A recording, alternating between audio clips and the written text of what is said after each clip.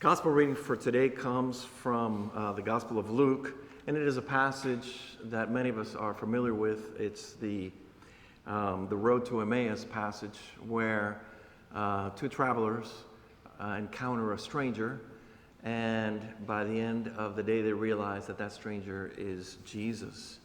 And this is a passage that as we read it, I want you to focus on the action verbs.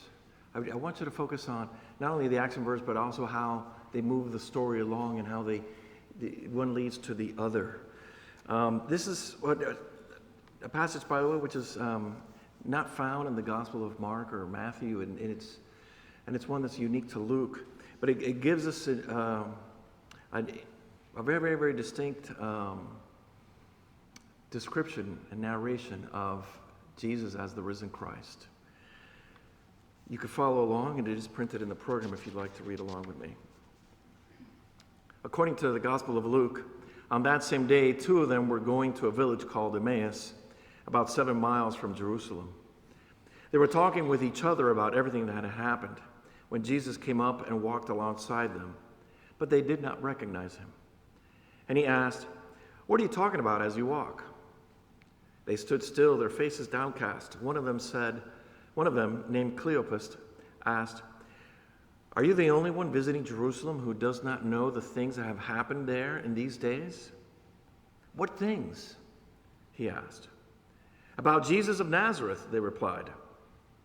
"He was a prophet, powerful in word and deed before God and all the people.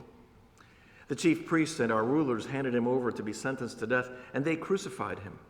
But we had hoped he would be the one to redeem Israel. And what is more, it is the third day since all this took place. In addition, some of our women amazed us. They went to the tomb early this morning, but they didn't find his body. They came and told us that they had seen a vision of angels who said that he was alive.